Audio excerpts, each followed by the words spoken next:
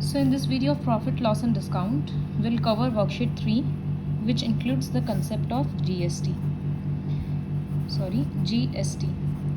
So basically tax कैसे किसी भी MRP पे ऐड होगा उसके बारे में हम लोग पढ़ेंगे. सपोज किसी चीज़ का प्रोडक्ट का कॉस्ट है 1000, तो ये उसका रिटर्न ओरिजिनल प्राइस है. अब सपोज इस पर 18% का टैक्स लगेगा, तो GST हो जाएगा सपोज 18%.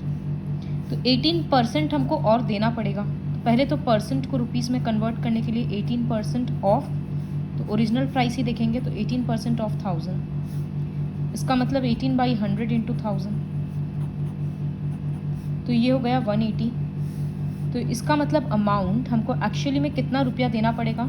ओरिजिनल प्राइस 1000 तो पे करना ही पड़ेगा, साथ में ये 180 टैक्स भी देना पड़ेगा. तो ये हो गया ₹1180. तो ये होता है टैक्स का कंसेप्ट. ओरिजिनल प्राइस के ऊपर इसका परसेंटेज को कैलकुलेट करके ऐड कर दिया जाता है. तो वर्कशीट 3 का first will start with the second question. Find the amount to be paid for the following items if 28% GST is charged on the item. मतलब हर एक आइटम पे 28% चार्ज किया जा रहा है. तो अ चॉकलेट एट ₹150, तो हम लोग लिखेंगे ओरिजिनल प्राइस ऑफ चॉकलेट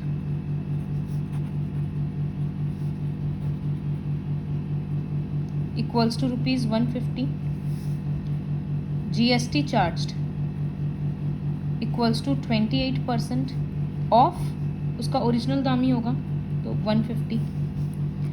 यहाँ करेंगे 28/100 इंटू 150. 0 कट हो गया, 5 से डिवाइड करेंगे 3/2 एंड ये 14 आएगा. तो 14 into 3 is 42. Therefore amount to be paid, कितना रुपया देना होगा. 150 जो ओरिजिनल प्राइस है वो, और 42 जो टैक्स है वो, तो ₹192. इसी तरह से सेकंड में है कि एक लैपटॉप परचेज कर रहे हैं, तो original price of laptop equals to ₹55,000. GST charged equals to 28% of 55,000, तो 28/100 इंटू 55,000. अब 28 इंटू 550 करेंगे 15400. Therefore amount to be paid equals to 55,000 plus 15400 add करके लिख देंगे. तो ये होता है टैक्स का कंसेप्ट कि जो ओरिजिनल प्राइस है वो तो देना ही है, साथ में जो टैक्स का अमाउंट आ रहा है वो भी ऐड कर देंगे. तो ये बात याद रखना है कि GST हमेशा ओरिजिनल प्राइस के ऊपर कैलकुलेट किया जाता है. तो इसी तरह से थर्ड क्वेश्चन भी कर लेंगे परफ्यूम बॉटल का जो लिखा है. अब question number 3. Raman purchased insecticides for his farm at 23,600 including GST. If the price of the insecticides was 20,000, how much GST has he paid. तो ओरिजिनल प्राइस 20,000 था, लेकिन उसको देना 23,600 पड़ा. इसका मतलब वो GST दिया, इस वजह से उसका ये हो गया. तो हम लोग लिखेंगे original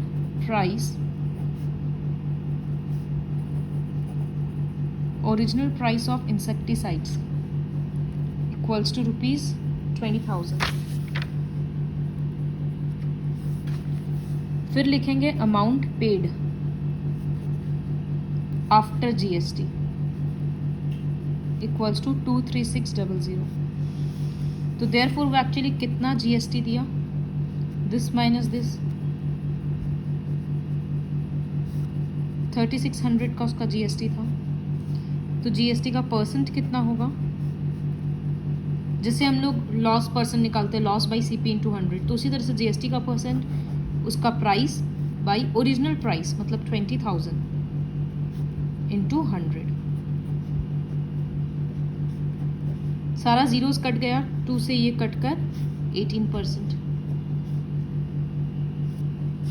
now question number 1.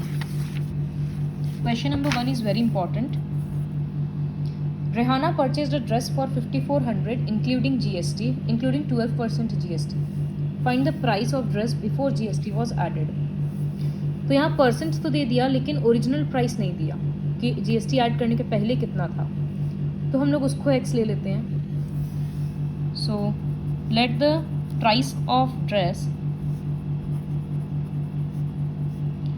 Before GST was added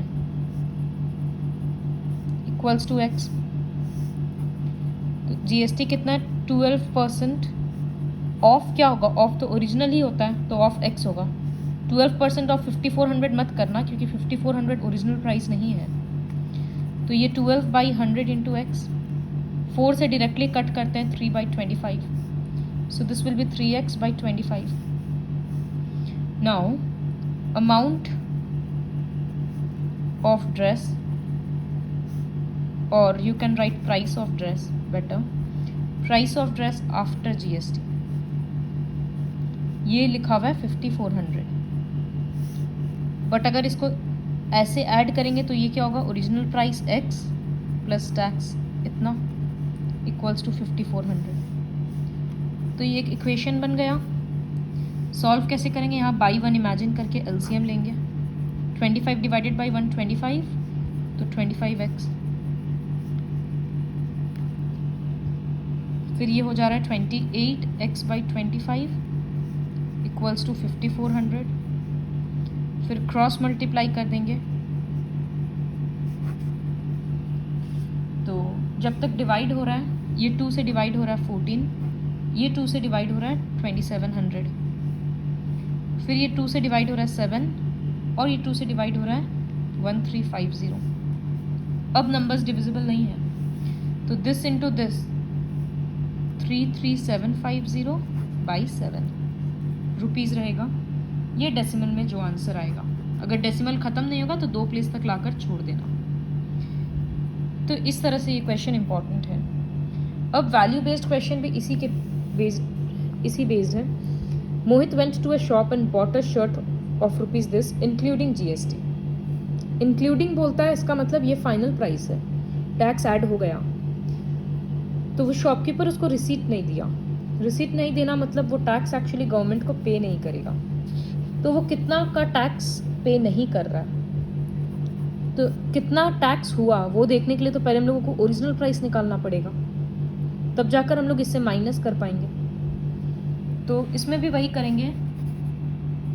late the original price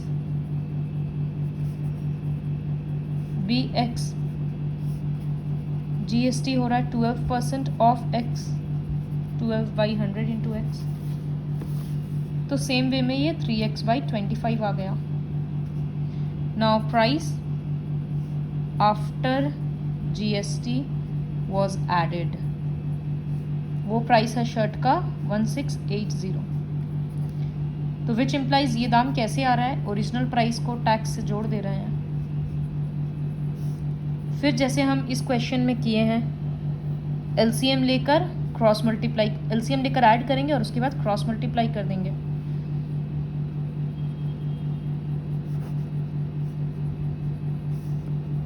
तो ये होगा 28x/25 इक्वल्स टू 1680. तो x इक्वल्स टू 1680 इंटू 25/28. 2 से कट कर रहे हैं 14 और 840. फिर 2 से कट कर रहे हैं 7 और 420. फिर 7 डायरेक्टली कट हो जा रहा है इससे 60.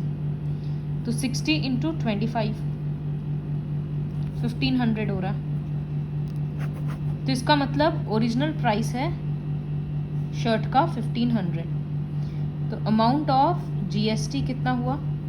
पे तो किया था 1680, तो इसका मतलब टैक्स कितना का भरे? 1680 माइनस 1500, तो 180 रुपीज़ का टैक्स है. तो फर्स्ट क्वेश्चन है find the amount of tax not paid by the shopkeeper 180. इस टैक्स इवेजन करेक्ट? इवेजन मतलब जो शॉपकीपर्स टैक्स नहीं भरते हैं गवर्नमेंट को, क्या वो सही है? No. Will you tolerate this? No. Why is it important to pay tax? Because the tax money which is paid by us is utilised by government for public welfare. वो road, hospital जो भी construct होता है government का, वो tax के money से ही होता है. Now will complete some questions from brain teasers, like this one. If the selling price of an article is twice the cost price, find the profit percent. ये questions बहुत important है, specially अभी MCQ का format चल रहा है, तो इसको सॉल्व करके ही चेक करना पड़ता है. SP of an article is twice the cost price. cost price पीछे में है तो उसको x लेंगे, तो let CP be x. तो सेलिंग प्राइस कितना है? ट्वाइस द CP मतलब 2x. तो ऑब्वियसली सेलिंग प्राइस ज़्यादा है तो प्रॉफिट हो रहा है. तो profit equals to selling price minus cost price, मतलब 2x माइनस x x. तो प्रॉफिट का परसेंट कितना हो रहा है? प्रॉफिट बाई CP भी x है, इंटू 100%. तो x कटने के बाद एक्चुअली में पूरा प्रॉफिट 100% ही हो गया. तो second option. A jeans is marked for this and sold for this. MP और SP दे दिया. Find the discount percent. तो पहले दोनों को सब्ट्रैक्ट करके डिस्काउंट निकालेंगे, फिर डिस्काउंट परसेंट निकालेंगे. Discount by marked price into 100. Question number C. If SP of 5 pence is equal to CP of 4 pence. इस तरह का क्वेश्चन लास्ट क्लास में RS अग्रवाल से करवाए थे स्टैंडर्ड 7 में. जो पीछे में रहता है उसको x लेते हैं. तो पीछे में CP है, तो CP ऑफ 4 पेन्स नहीं, CP ऑफ 1 पेन को x लेंगे. तो CP of 1 pen equals to x. फिर एक बार निकालेंगे CP ऑफ 4 पेन्स 4x और CP ऑफ 5 पेन्स 5x. फिर क्या बोला है?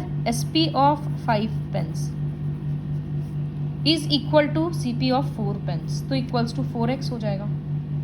तो अब इन दोनों को कंपेयर करेंगे क्योंकि दोनों 5 पेन्स का है. तो CP या SP में क्या बड़ा हो रहा है? कॉस्ट प्राइस ज़्यादा है 5x. तो since CP is greater than SP, therefore loss होगा 5x माइनस 4x x का. और लॉस परसेंट कितना होगा?